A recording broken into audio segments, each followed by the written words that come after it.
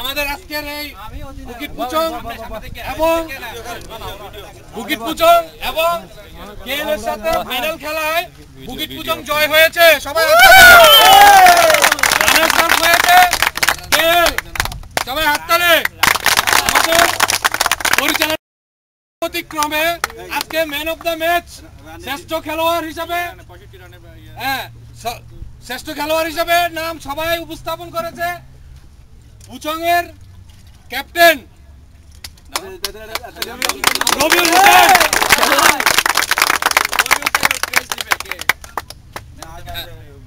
রবিউল লাগে ফাইনালের ডিফারেন্সটা বলেন।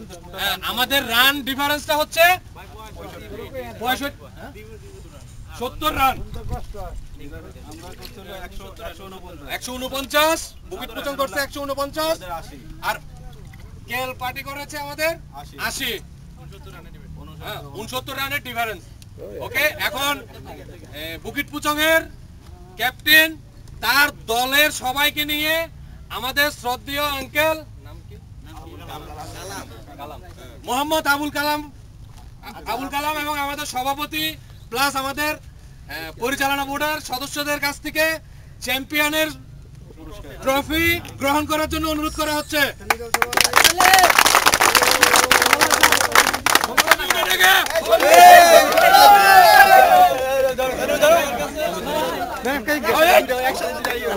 দাম আছে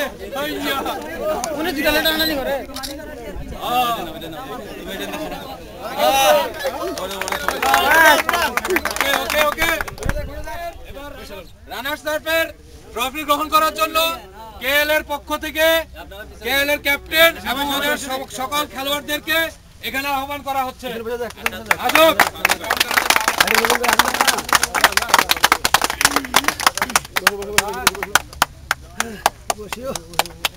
ছবি ছবি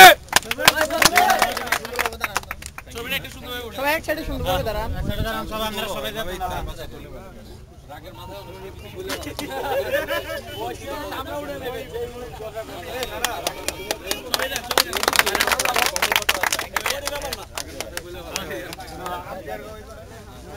এবার সুন্দরভাবে আমাদের খেলা পরিচালনা করার জন্য আমাদের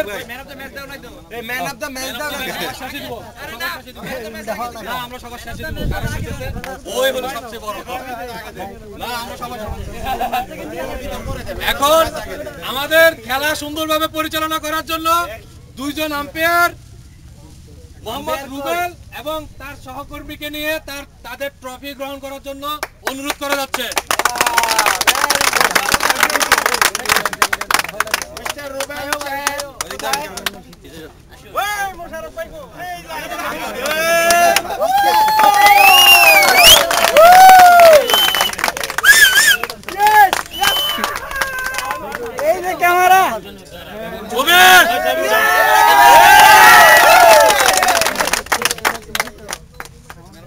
ম্যান অফ দ্য ম্যাচ এই খেলার সবচেয়ে আকর্ষণীয় বিষয় আমাদের পুচং এর ক্যাপ্টেন, যার অশেষ সুন্দর খেলা পরিচালনা দক্ষতা এবং নিজে এক ওভারের মধ্যে 2টা উইকেট নিয়েছে, তাকে ম্যান অফ দ্য ম্যাচ ঘোষণা করে আমাদের পরিচালনা বোর্ডের থেকে তার ট্রফি গ্রহণ করার জন্য অনুরোধ করা যাচ্ছে তাকে।